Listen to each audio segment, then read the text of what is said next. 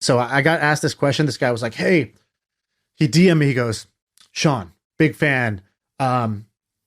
Whatever the next sentence you type to me, I'm going to do it or I'll die trying. And I was like, okay. And then he's like, I'm going to get to $10,000 a month of passive income profits after, and, I'm thinking either A, I start a newsletter, B, I do this other thing. And it was like all like, kind of like stuff we do, either stuff we do or like topics we talk about, like e-commerce, newsletter, or this other thing.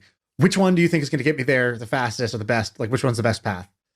And I was like, I don't know, dude, those all seem pretty hard to get to 10K a month. Like, if your goal is really 10K a month, I don't know, a job will probably get you there. But let's take that off the table for a second. Let's assume you don't want a job or you don't have maybe the degree to get a 6-figure job. I was like, I would just do a productized service.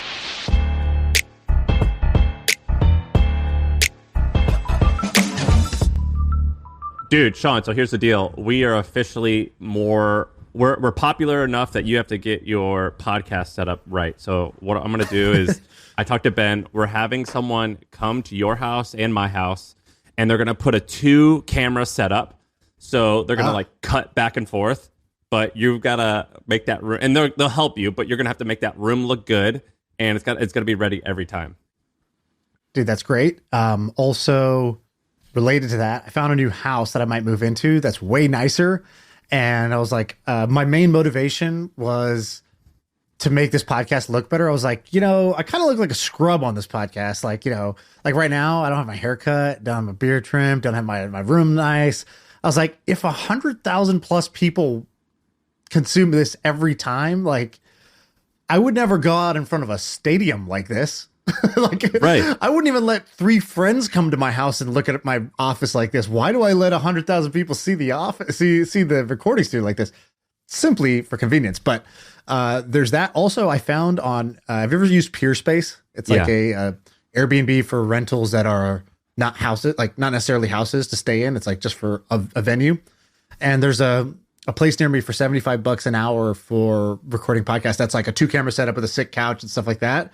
It'd be great for in-person stuff, but if we're not in person, it's just me sitting on a giant couch. I'm going to do it. I'll come out there and we'll finally do it. Ben wanted me to come out there, but I didn't want to fly, but whatever, I'll do it. I was talking to HubSpot or someone, and I was saying like, hey, yeah, give us budget to make our studio nice, because we're like the lowest maintenance people you have. I was like, for example, 2 weeks ago, Shaan recorded a podcast with literally just one AirPod because he didn't have a mic and the other AirPod ran out of batteries. So he just used his AirPod and his laptop. So like, I think we're due. We're owed one. That's hilarious. Also, what I was going to say, there's this guy. I wish I could give him a shout out. I don't know what his name is, but I kind of want to steal his idea. So this guy has this course. It's an on-demand course that is only about how to make your video camera go from like a before to an after. And I was like, oh, this is the smartest course I've ever seen. Ben knows his name. I don't think. Ben, you know his name? Yeah, his name is Kevin Shen. Kevin Shen, yeah. Actually, I shouldn't shout it. Bleep that out. I'm going to make my own competitor course. So bleep this guy out. I'm going to copy him. No, but I but really think your setup sucks, dude. It's like a fat person giving a course on how to lose weight. I'm the before story. Just wait till you see my after. You're the way before story. We all know there's the way before, there's the before, and then there's the after. I'm currently in a before. The way before was the one AirPod recording on no microphone with no light. Yeah, and I'm gonna do the after, and then I'm just gonna turn that into it's a 1 hour thing, and it just says, here's the thing to buy. And then, because here's the problem. I've watched a bunch of these YouTube tutorials, and they're like, oh, yeah, go get the Sony A5, or you can get the A6, or you can get the D340. And it's like, all right, well, dude, which one? And then you buy it, and they're like, yeah, just connect it to your computer. And then, okay, see, now it looks good. And I was like, yeah, but there was like 7 things in between there that like everything went wrong. And they're like, okay, you want to, there's one guy who's like, confusing. There's some people who show you how to put your lights up or whatever. But dude, this is the new, like your webcam is the new face, like the new business suit. Is basically, yeah, it's your suit. It's like what people see. Like this one time, this guy told me, he goes, yeah, dude, he's like, I gotta go get my haircut. And I was like, how much you spend on your haircut? Because I was like, he has nice hair, and I was like, it kind of made it sound like a big deal. Like, I can't do anything today. I got to go get my haircut. And I was like, I just kind of like it's like in the middle of another task, I'm getting my haircut. Like that's kind of how I roll. Yeah, like if the Great Clips just so happens to be in the mall that you're at. Yeah, exactly. Like, which Supercuts do you go to? And he was like, yeah, no, I go to this one place. She's been cutting my hair for years. I have a standing appointment, and blah, blah, blah. I was like, damn, dude, you're like really into your hair. He goes, your hair is like half of your face. And I was like, oh shit, it's so true. Yeah, but you're not into the other half either, so it's all good. Right? Like, you don't moisturize or anything. I was like, damn, he's right. I'm just leaving 50% up to Supercuts. Like, that ain't right. Like, good hair is like an extra 2 inches of height as far as like, that goes. So anyways, dude, speaking of being really good looking, did you see the tweet that happened today? So this woman, this like good looking woman and her good looking husband, hey, she's married, dude. They're both handsome. They're a beautiful couple, and she sent me this message basically, and I shared the screenshots on Twitter. But basically, a year ago, you tweeted something. I sent you the tweet. I actually forget what. Do you remember what it was? No, I didn't see the tweet. What was the original tweet? Is it interesting? Yeah. Does it matter? She said it was like really cringe that she even replied to it in the first place. But here, I'll pull it up. So basically, you said.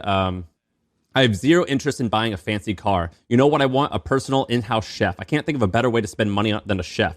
How do I start getting one next week? And she replied like, hey, hire me. I'm a chef, but I've got about 32 other skills, whatever. And this guy DM'd her, and she said that they were just talking about like, I guess, the chef business or something like that. Yeah, I mean, it was clear what was going on in the get-go, but she sent me the first message, and they were just like talking, shooting the shit. Then he's like, hey, whatever the thing you were talking about, I'm super interested. Tell me more about whatever that was.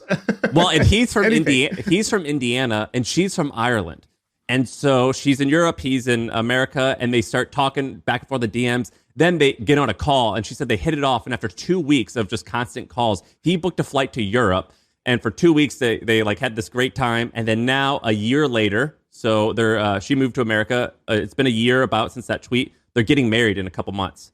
And it was all because she said that she listened to MFM and read The Hustle. She started listening to this. She started commenting on your stuff and my stuff. He noticed that, and then I think his was like talking about like the pod and like, oh, you like them too?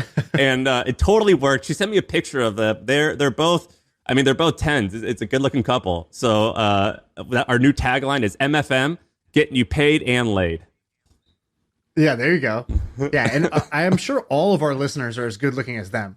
Yeah, I don't think so, but they did a good job. But I was showing this to my mom, and I'm like, see, it's not just neckbeards that listen to this. Like, it's actually like real people who like shower and stuff. But it looks good. I'm happy for these people, so shout out to them.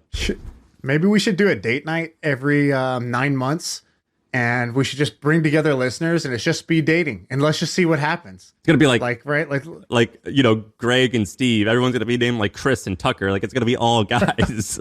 Like yeah. So only come if you're looking for a man. Yeah, yeah, exactly. Yeah, exactly. See, we got the tagline too, so it's perfect. That is a pretty cool moment, though. I'm glad that happened. That's kind of crazy that happened. And but Ben, producer Ben, young producer Ben, we need your story. Did you do anything bold when you met your wife? Did you do like this guy? A pretty bold move, right? Slide into the DMs. Yeah. Figure out some excuse to call each other every day, then book a flight, go over there, and fall in love, get married. That's kind of amazing. Did either of you guys do any bold moves? We were set up on a blind date, and it was my boss at the time, CEO, my boss's boss, CEO of the company I was working for. I ran into him one night, and he was like, oh, do you know Katie Jowers? You have to take her out. And so he sent a text to both of us. That was like, it sounded like a work email. He was like, Katie, I have CC'd Ben here. He's a great employee and will take you on a nice date. And I was like, all right, well, I guess I'm locked in. Why did he know that you should take her on a date? Oh, you guys, was she Mormon too? Yeah. This was Utah, so we're all Mormon. Everyone in the story is Mormon. And how tall is she? She's 5'11". Well, that's why. He's like, you guys are both big, tall, white Mormons. You should procreate. Again, you're describing everyone in the state of Utah, though. Like the whole population is tall white Mormons. You said it like it was a movie twist. You're like, but here's the thing. I'm Mormon. She was Mormon. Everybody in the story was Mormon. It's like the end of The Sixth Sense. It's like he was a ghost, and I'm a ghost. This whole thing, this whole movie's about ghosts. That's awesome. So no great DM. Sorry, dude. All right, I have something interesting that I saw, Shaan. I posted a link to this subreddit to this Reddit post that I saw right before I logged into this to the podcast, and I linked it to you. So basically, there's this subreddit called fatFIRE that I like. I've sent it to you. And every once in a while, you get these amazing stories about people because they reveal like their income and things like that. And I've been following this lawyer. He's a 38-year-old. Explain what fatFIRE is. Yeah, so fatFIRE. People don't know what fatFIRE is. So FIRE stands for Financially Independent Retired Early. Traditionally, it's like a movement of people who want to save like $500,000 to $1 million and live off of like $30,000 or $40,000 a year. That's not exactly what it means, but that's like traditionally like what the stereotype. fatFIRE means you want to retire in early and be financially independent, but you want to be doing it fat. So you want to like, save like $20 million or something like that. So you want to start a company, sell it, and retire. And so it's people who want to retire while they're young and do it by still living lavishly. And it sounds douchey, but it's actually quite interesting. It's all like entrepreneurs, bankers, tech people who like work at it's just like rich people shit, and which is always fun to like be voyeuristic. And so there's this guy, he's a 38-year-old personal injury lawyer. And for the past 4 years, he's given an update every couple of years, and he explains everything that's going on in his business. And so his background is basically that he was he went to a good school and then worked at one of the big law firms, which is like something that you like grind for 80 hours a week and hopefully climb your way up. And eventually you make $1 million a year after 10 or 15 years, but it's kind of boring. And you're like, kind of like your boss's bitch for a long time. And it just kind of sucks. And so he goes, you know what, screw this. A friend of his got hurt and he goes, hey, I'll represent you. Just pay me whatever's fair. And then he did, and he won. And then a few other people started coming to him, just word of mouth. And so he was doing this in the evenings while he was still working his main job. And after a year, he quit to do his own thing. That's when his income from his moonlighting became bigger than his normal thing. So fast forward now, I believe it's been about 8 years since he's been doing this. So 2014 to 2022. And he's listed out his income as well as his net worth, breaking it down by assets for every single year. So in year one, it was $300,000, 2, 600,000, 800,000, 1.2 million, 3 million, 5.6 million, 6 million, 6 million. And this year so far, 3.3, and it's going to be 8 million this year. And that's personal income. Basically, he has these posts where he breaks down exactly how his businesses work, what his current plan is, what his growth challenges are, what his marketing is. And basically, he's got like 5 attorneys that work for him, and he's slowly built up to that. He gets a little bit of cut of all that they have. They have 300 cases that they do a year. He talks about growth challenges, which is that they're struggling with the CRM. They don't have a CRM. Everything's done manually, and it's a lot of work. And one of his goals is to automate a lot of stuff. But it's incredibly fascinating for 2 reasons. One, this is a sick business, right? Like it's like just a 37-year-old smart person, but he doesn't seem like that particularly extraordinary, but he's like killing it now. He says that his net worth is currently $5.8 million, and his kids have a trust fund of $1.7 million. And then secondly, why this is cool, for a couple of reasons. One, Alex Hormozi had this business. Alex Hormozi was a guest here. He had this business called Gym Launch, where he basically worked with gyms where you paid him $20,000 or $30,000, and he set up your whole CRM, and he set up all the automated emails for onboarding and just kind of set up the automation flow. Someone should do that for these personal injury attorneys. This is awesome. They have way more money than gyms, and there's probably just as many of them. I have no idea, but probably. I don't know. What do you think about this post? This is pretty cool, right? I can't find this client info. Have you heard of HubSpot? HubSpot is a CRM platform, so it shares its data across every application. Every team can stay aligned. No out-of-sync spreadsheets or dueling databases. HubSpot. Grow better.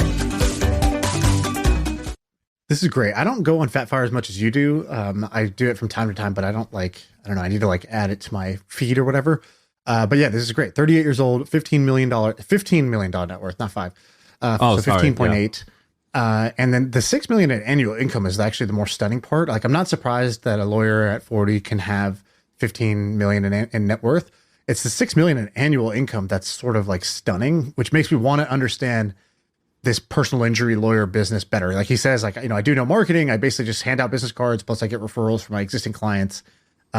but that is a ton of like take home from your legal practice. I don't think that's common. So I wonder what he's doing that's uncommon. Like he talks about, look, these cases basically like, it's not about more cases. Like 300 cases could end up being worth more than 3,000 cases because you get paid based on the outcome, the profits of the cases. But man, isn't I think that kind of weird? Like, no, I don't surprising? think that's so. This guy's in Southern California, so maybe he's in San Diego. So it's a pretty big city. But I think if you look at the top 20 cities in America, if you look at the billboards, it's always personal injury lawyers. And there's this one guy in Austin. And Austin's like a top 15 city, maybe.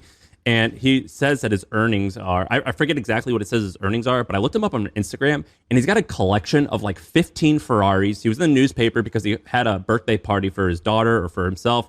And he had like Rod Stewart or someone crazy. And he spent like $3 million on that. And they talked about his home and he was donating checks for $2 or $3 million. And that was in Austin. His name was Thomas, I think, something Thomas. And I think I know a personal injury attorney in St. Louis. And he's got a mansion in Miami. He's got a place in St. Louis where we're from. I mean, I think some of these guys could really roll in it and be netting 10 or 20 a year. Yeah, it's wild. And I like that idea of the gym launch for X. I think you're right with lawyers. Like I see this right now. My father-in-law has senior living facilities. And he's always like, I'm like, how's biz? And he's like, oh, it's good or it's bad. But his thing is always just like, we have a 64 bed facility and every bed in the facility. So like, let's say, this is like a senior living care center. So basically what he does, his model is like, he'll buy one. So say it has 32 beds, but it's permitted for up to 80.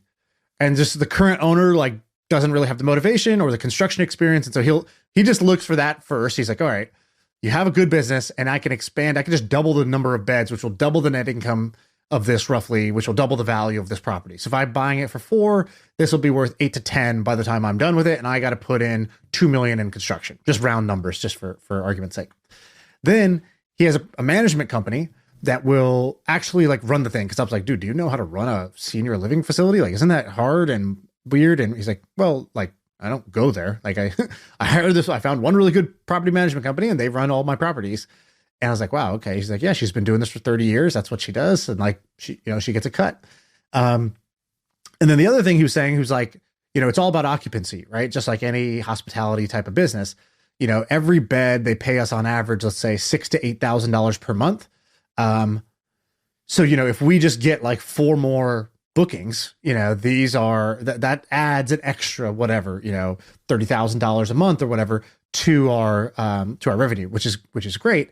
And so what he'll do is every time I ask him, how's business going? He's just like, oh, it's good. We lost 2 clients. We're going to place another one today. And I'm like, how do you get clients? And he's basically like, oh, we kind of like, she networks with the hospitals. They know her. So they send her some people. I'm like, do you advertise at all? He's like, no, how do I do that? And I was like, oh shit. I was like if somebody Google searches like, senior living near me and like your city name, like, do you come up? And he's like, no. and there's like these aggregators, like these search engines that they SEO rank to the top. But I was like, I knew a guy. I feel like if you just did like, dude, I knew a guy who owned one of those search engines and he was making a couple $1 million a year. And basically he would come up on top on Google and then sell the lead for $200 to your guy. And he would buy that lead and then hopefully close them to make $8,000 a month.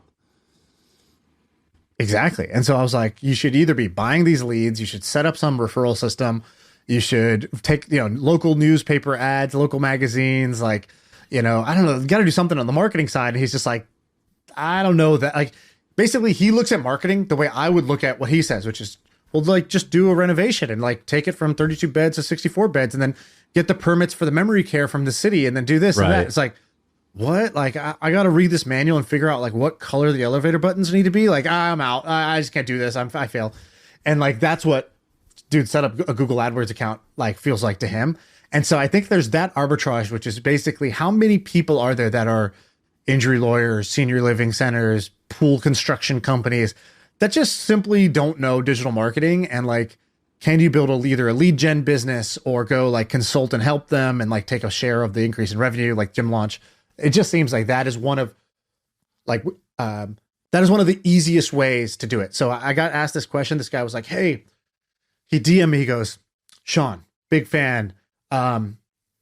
Whatever the next sentence you type to me, I'm going to do it or I'll die trying. And I was like, okay. And then he's like, I'm going to get to $10,000 a month of passive income profits after, and, I'm thinking either A, I start a newsletter, B, I do this other thing. And it was like all like kind of like stuff we do, either stuff we do or like topics we talk about, like e-commerce, newsletter, or this other thing. Which one do you think is going to get me there the fastest or the best? Like, which one's the best path? And I was like, I don't know, dude, those all seem pretty hard to get to 10K a month. Like, if your goal is really 10K a month, I don't know, a job will probably get you there. But let's take that off the table for a second. Let's assume you don't want a job, or you don't have maybe the degree to get a 6-figure job. I was like, I would just do a productized service. He's like, what does that mean? I was like, okay, even just skip productized, just a service. I was like, totally. Basically find one niche of a business and figure out what you can do that helps them make more money. So I was like, maybe it's just email marketing services for e-commerce companies. Maybe it's lead gen for pool construction companies. Maybe it's, this. It's like, the gym launch playbook where it's like, yeah, I'll just do sales calls for you and like I'll help you close X, new customers every month. Or, I'll make your website convert 1% better, through a series of experiments, and you pay me a flat fee of $4,000 a month. And like that 1% for you is going to be worth at least 10x more than that. These are the simplest things. I was like, and then what do you do? How do you get clients? Like, let's assume you don't have any money. You create content that just talks about, like, for example, if you're doing conversion rate optimization for an e-commerce store, you just post, check out what these guys do in their add to cart, in their shopping cart that improves conversion by 8%. Check out what these guys do with their email pop-up. Check out what these guys do with their checkout buttons. And we did this change and this changed this percent. Or like, here's a collection of the best, designs for landing pages. And people will see that and they'll be like, oh yeah, that's smart. And one time you do it, they'll be like, oh, that's smart. The second time they'll be like, those are smart. Third time you do it, they'll be like, he's smart. Let me just hire this guy. I just want this problem solved. And like, you could do that and you can get to 10, 20, 30K a month of profit. And that is a way better path than like, I think what most people think about doing instead. Yeah. And also I hate that question because I get that all the time too. I'm like, I don't fucking know, man. What are you good at? Like, I don't know. Like, go play in the NBA. Like, I have to know like what your attributes are. I hate that question. I'm just like, you know what I mean? It's the stupidest question ever. I cannot stand that because they just want me to like tell them what to do. You like that one? They just want me to tell them what to do. But when you have zero context, it's just useless bullcrap advice. Yeah, I can see that, but also I don't know. I kind of empathize. Like, I empathize, but I think it's stupid. I can understand why you asked that and think it's stupid. I understand why you're doing this stupid thing. I totally get it. Yeah, I asked that question too, and now I know it's not the right question. Yeah, but then you got to follow up with what is the right question. Well, you just need more context, Who's stupid now? Who's stupid now, stupid? Well, I never said I wasn't either. Dude, did you know that do you know Elon Musk has a sister? What kind of amazing subject is that? No, I didn't know that. I only knew about Kimball Musk.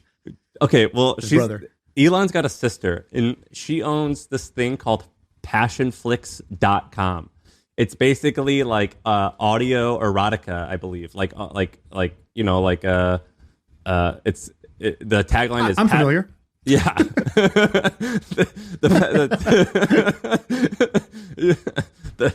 More of a video guy myself, but all right. Yeah. I guess you could always close the tab. Just listen. The subject or the tagline is PassionFlix. Get your passion on. Romance on demand for $6 a month. And it's basically romance novels, which we had talked about in your ears, I guess. Yeah. Like audiobooks. But I mean, do we get credit for this? Like, does Elon Musk's sister listen to the pod? Because we've been talking about this for a long time, and I think you should tell the story again because the pod's much bigger than the first time. Tell your story about the romance novel thing. Tell first the story about how you did it for The Hustle as a marketing stunt, and then what you did with our buddy. All right. So for The Hustle, the very first article we ever launched, we had to come out with a bang, and I knew this guy who basically would plagiarize other people's books on how to sleep with women, and he would get a Filipino to rewrite it so it passed the Kindle plagiarism like filter, and then he would game it by buying reviews, and he was making $50,000 to $60,000 a month. And like, I would joke with him, but I was like, dude, A, this is super unethical, and B, you don't even sleep with women. Like, you don't know anything about this topic. I can't believe you're like living this lie, but whatever. He was making money. And so we wrote an article about that when it first came out. And to prove that it was legit, because a lot of people didn't believe us, we go, fine, watch, we're going to copy this and do it. And instead of doing in like the how to sleep with women category, we did it for the romance category, because if you look at the liquidity of the marketplace on Amazon, romance novels has the most amount of buyers and also like the most amount of transactions. Like, these women are always buying this stuff. And so we like looked at like what the popular categories were, and there was like women who want to have sex with like a werewolf. There was like women who want to have sex with like military people. And so we made like it's like fantasies, right? Yeah, like and so we made like a military guy, a rich billionaire guy, right? That's 50 Shades of Grey. A vampire, that's Twilight, right? That's how these fantasies vampire, work. that's right. So we made it like a military vampire werewolf guy. We like combined all of them, and then we found like like the title. Is that really what you did? Yeah, well, we did that for the title. So we found a book that was good, and we just like plagiarized it, and then like made the title like in the description about like a vampire, werewolf, military guy, a billionaire. I forget. Like, it was like a joke. We did all of them.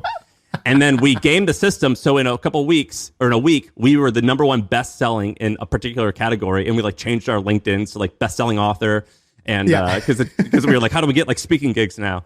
And which I didn't know at the time, but we actually plagiarized the largest romance publisher in the world, Harlequin Books. And they called us. I thought they were going to like sue us because they sent this angry email. And then in the email or on the call, they're like, look, we get it. You're not really making fun of romance novels. You're making fun of this like Kindle thing, which we agree is silly, but you use us as an example. No big deal. We get it, but you got to take it down. So we took it down.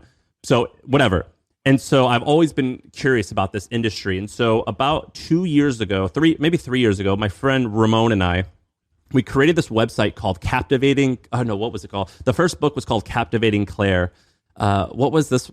That was the book that we launched, Captivating Claire. What was the book? Was it Short But Romantic? We launched a website called shortbutromantic.wordpress.com.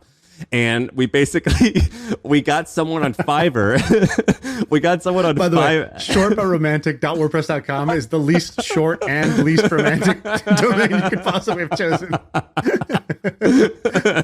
Yeah, it was horrible. And so we created Short But Romantic.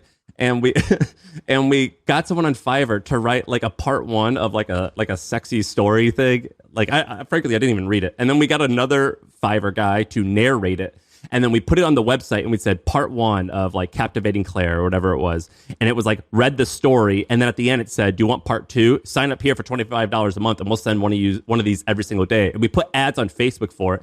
And I made like, I found like this girl that I went to college with. And it was like, hey, can I use your face on this website and act like you're the author and like you're the one behind it, because it wouldn't look good if it was me. And so we did, and we got like $500 in revenue in like 12 hours because the ad rate was crazy. And if you went to the website, people were commenting on this saying like, this story's amazing, I love this, I want more of this. You saw it, right?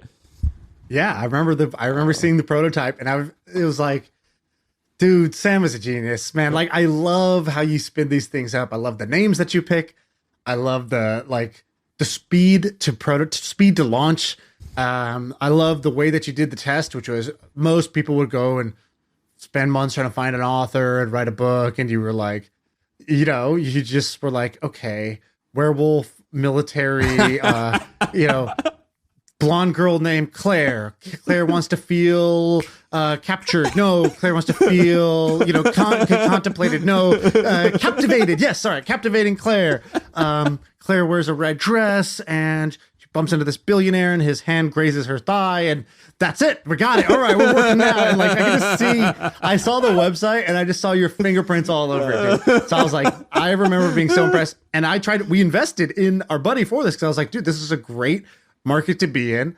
And if you're kind of growth hacky, you're going to do this. And if nobody else is doing this, right? It was like, there's so little competition because most serious people could never bring themselves to do this. So it's just, you're going to compete with the other not so serious people that are out there on Earth. And like, I would put our skills up there with any of them. Yeah, absolutely. And it was a good idea, actually. But the thing that was the thing was like, I don't give a shit about this. Neither did he. You know, like this was exactly what we weren't exactly fueled by this passion to create these like sex novels. And so we kind of like shut it down. But a podcast listener did something like this, and he spun it up, I think, to 10,000 in revenue a month, like really fast, right?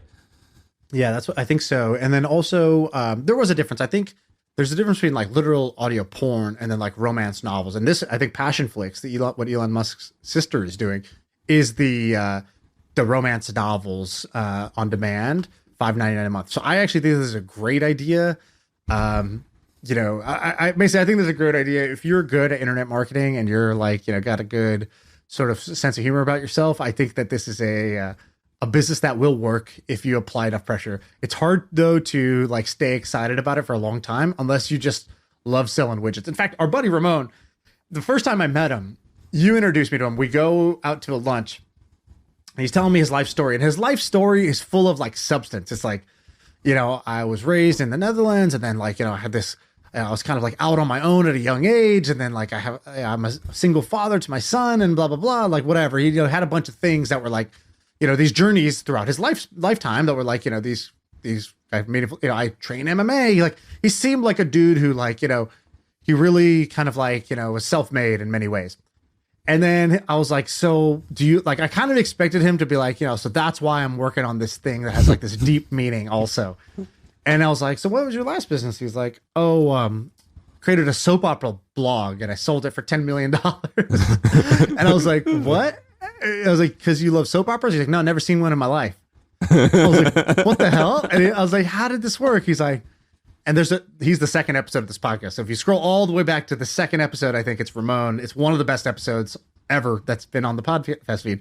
But basically he's like, yeah, I just went on Facebook and there was an arbitrage opportunity where like you could buy Facebook page likes.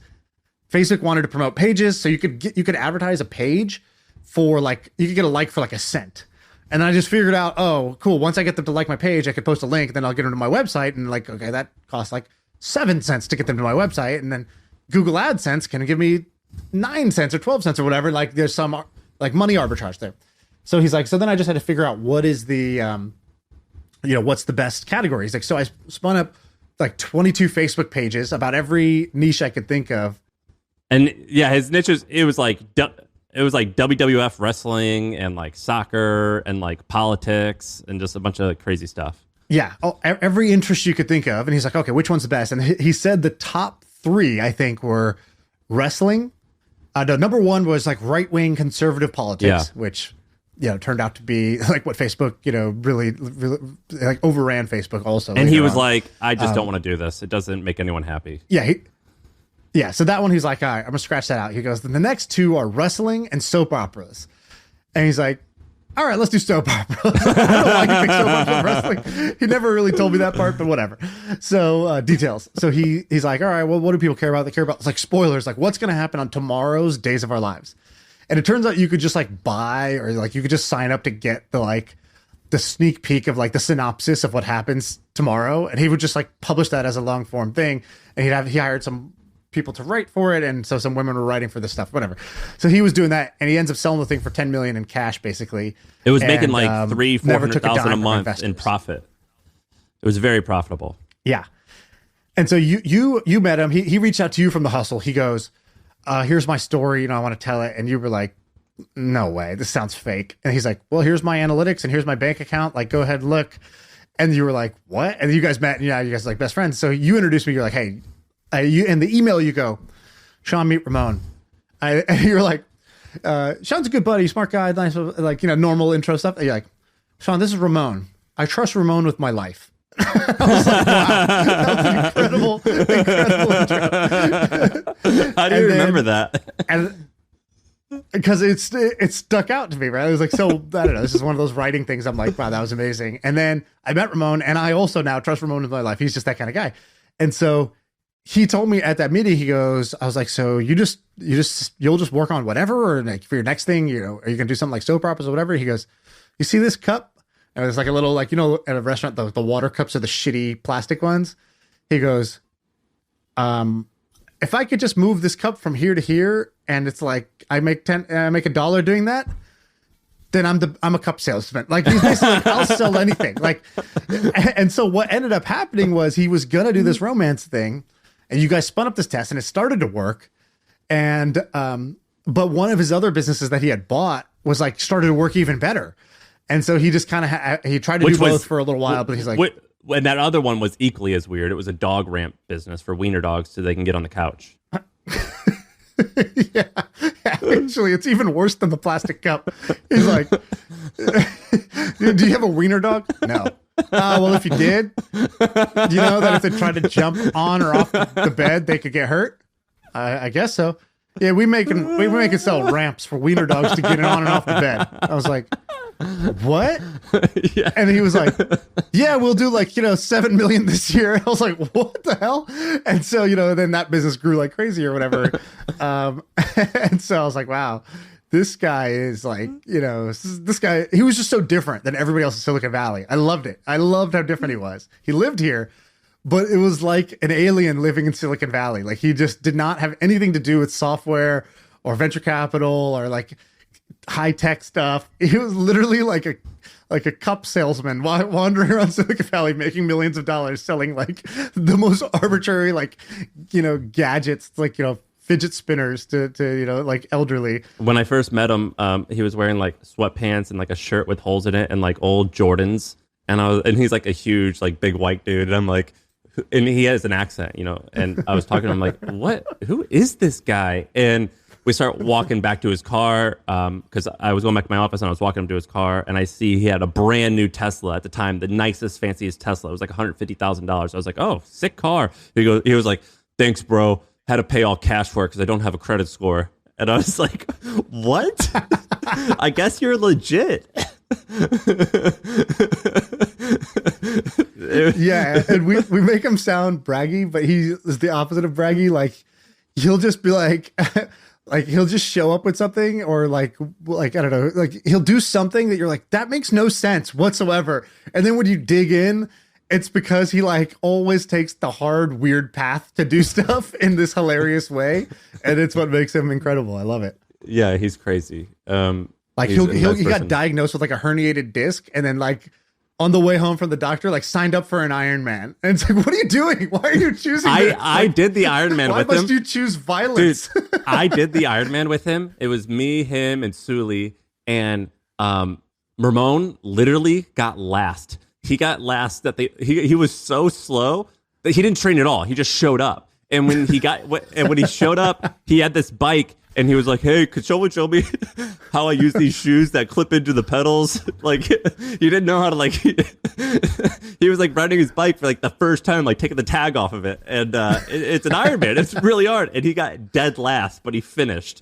Like, there were, like, the golf cart was rolling behind him, and it was getting dark at night, and they were about to pull him off the course. But he, like, pushed him off, and he goes, I'm finishing. Oh, that's incredible.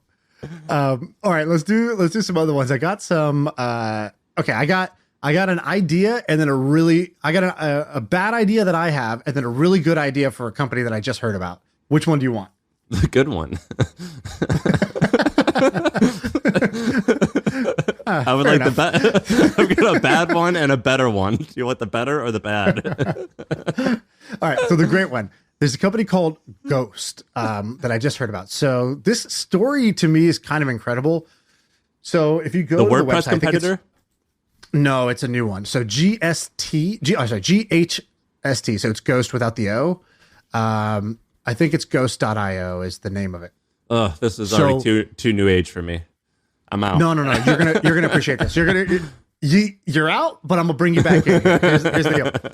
So I heard about this because this guy who's like a VC somewhere, he goes, back in 2020, our team started to notice a big shift that was going on with like stores like Walmart, Target, like any big store, was that basically, remember when COVID happened and like the supply chain shut down and like the fucking ship got stuck in the canal and like everything was just bad. Like shipping container prices went through the roof.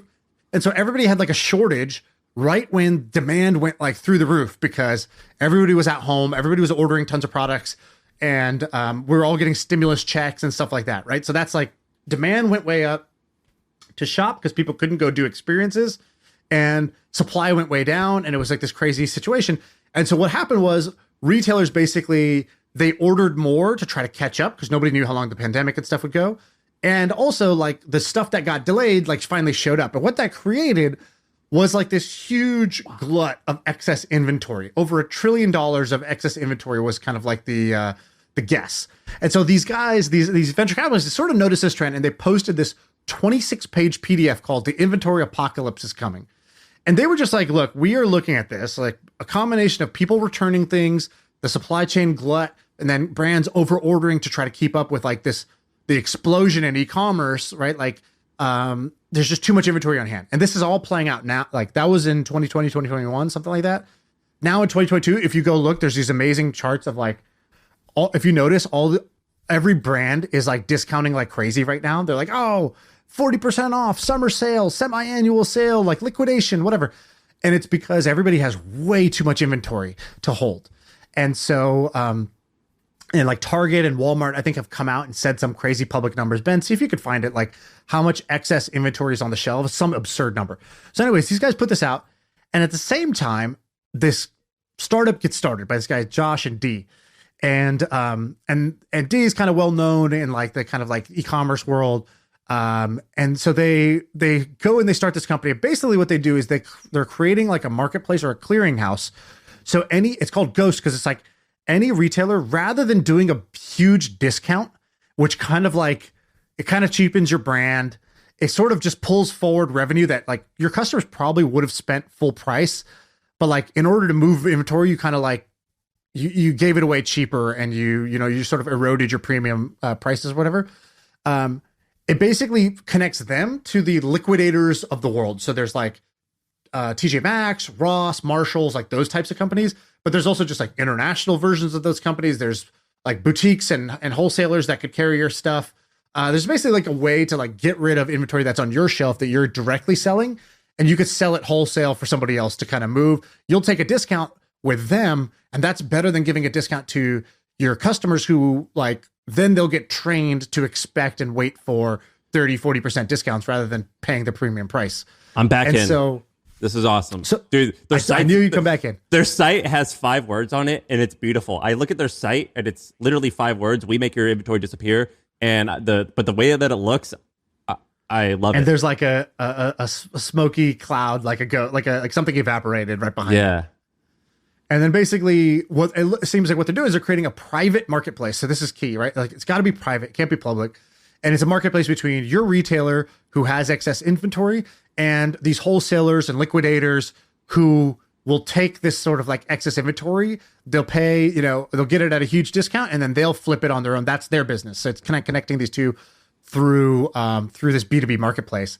And I think the thing is growing like crazy. So I think they said, let's see, in the first year, I believe they got to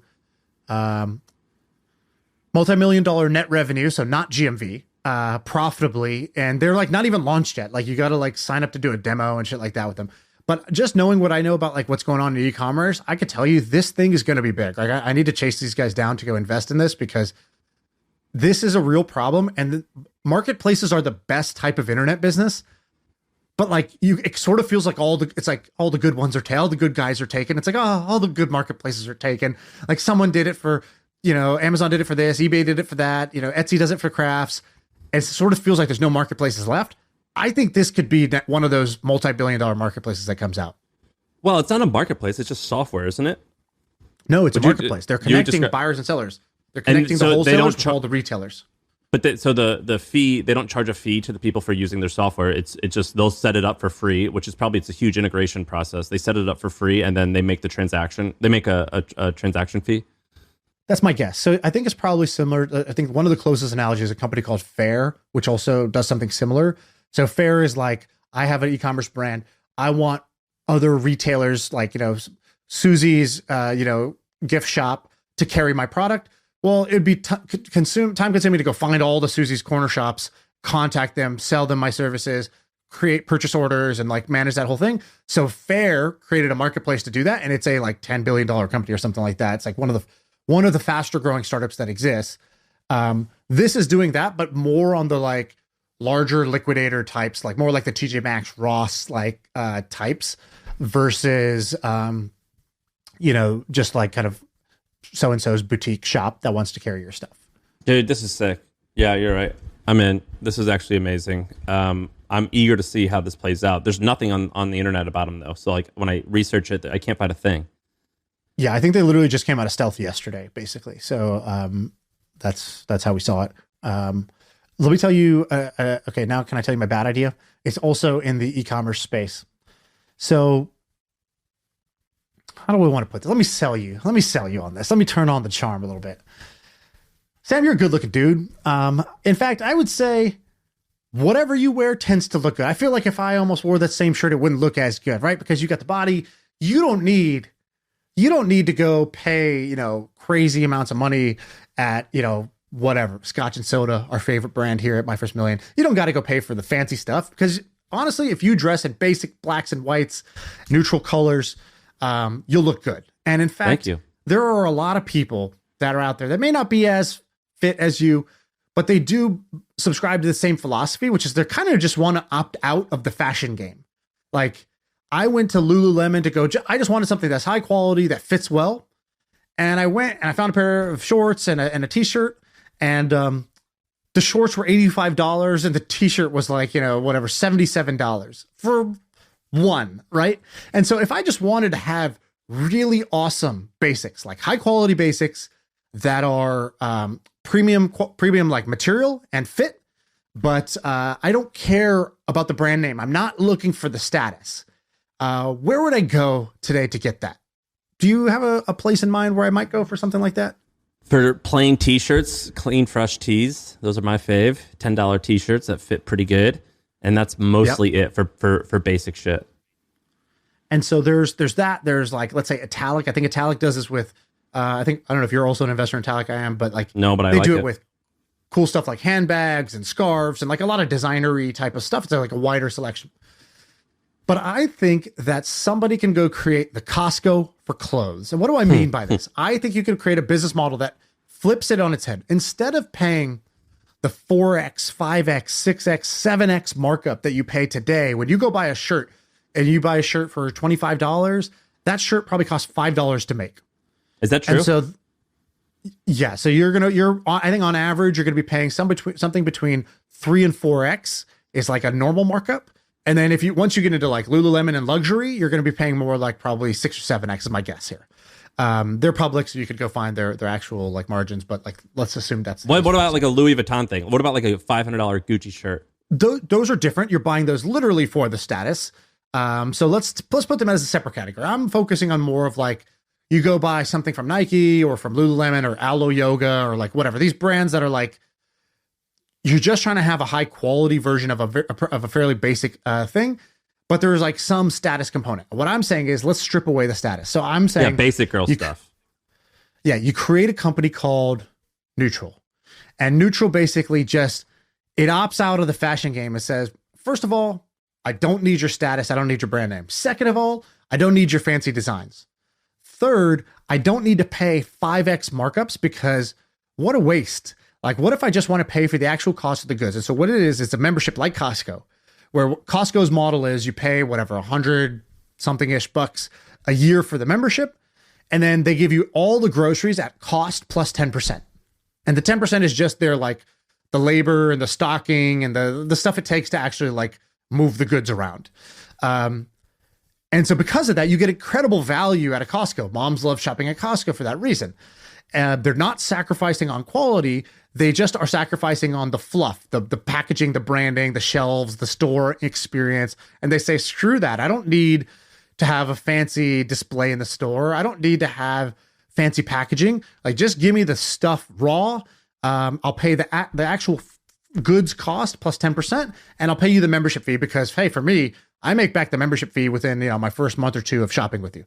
I think somebody could do that with all basics for clothing and just say, we're going to go get the same quality as like whatever the highest quality, fit and materials are for like, these fancy Lululemon type brands, and just provide it at the actual cost. So you would be buying like that same shirt for $8 or $9.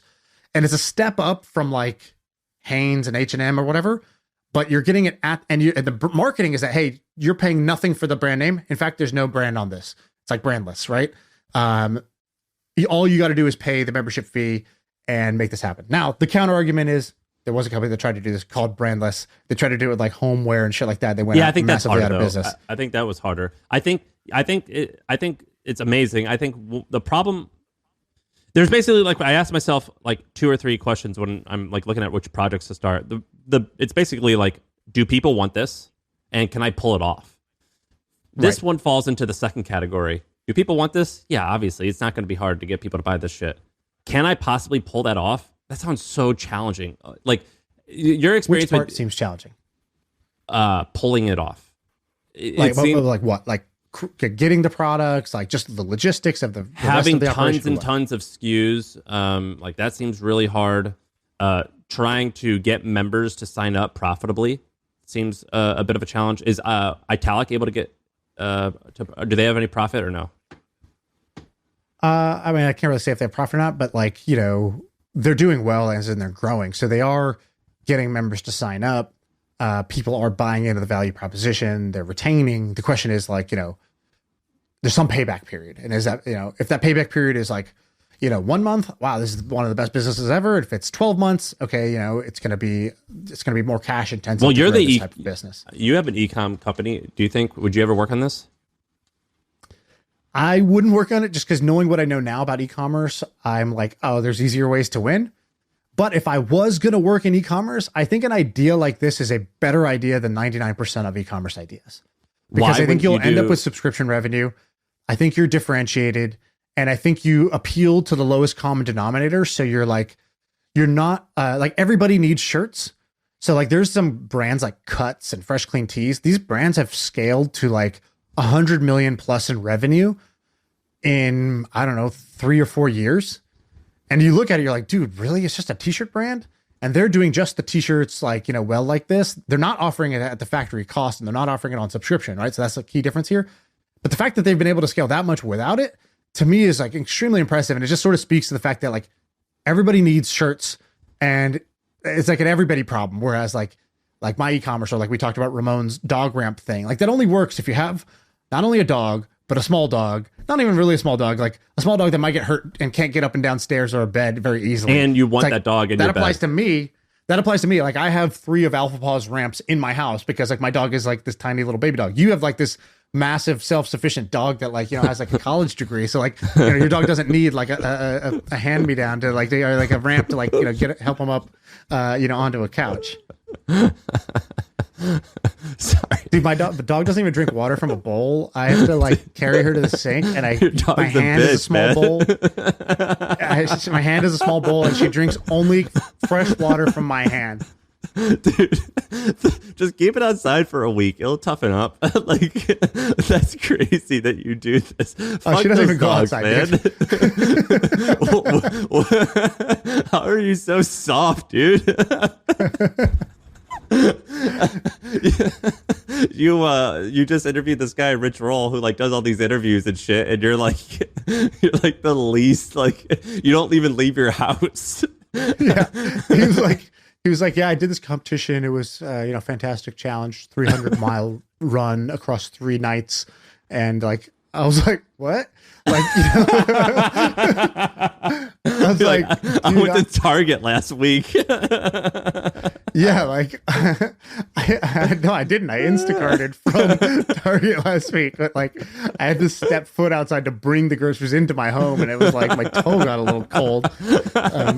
That's fucking hilarious. How are your dogs that bad? You know, whatever. You know, like dogs start to look like their owner. Like, you know, my dog is like a spoiled little brat, and I'm a spoiled little brat about life too. I don't know. It's good. We suit each other well. When my dog was young, like every once in a while, like I would just be like, I'm just not going to feed you until you behave. Like, and it worked. Dude, my dog doesn't eat dog food, nor does she eat like chicken or like anything that normal. My dog only eats Clover 4% cottage cheese that's freshly scooped into her bowl, mixed with a little bit of dog food with an appetizer bone before it. She won't eat it if you don't do that. She's like, cool, I'll die. Like, I'll just die. If you're fine with blood's on your hands, if you just want me to die, like, she'll go 5 days without eating unless she gets her cottage cheese. Oh my God, that's your fault. This is crazy. I can't believe you. For sure, it's my fault.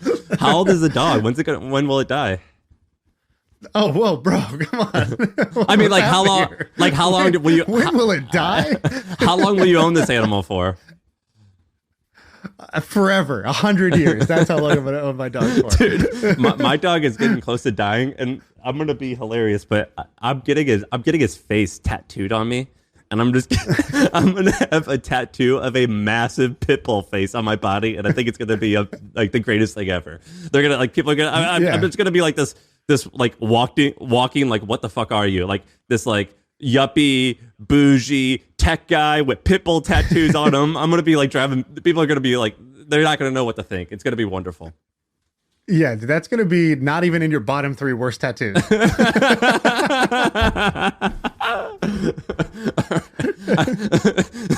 We're acting like 12-year-olds. We should leave.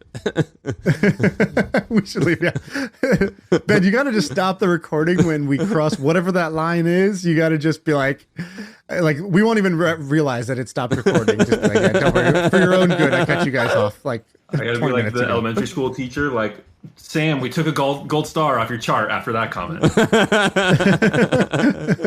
Yeah. By the way, you weren't here the other day, Ben, and we were like talking about something, and we were like, "Shit, this sucks without Ben." Like our moral compass, we don't know if this is right or wrong. Keeping you guys on the straight and narrow.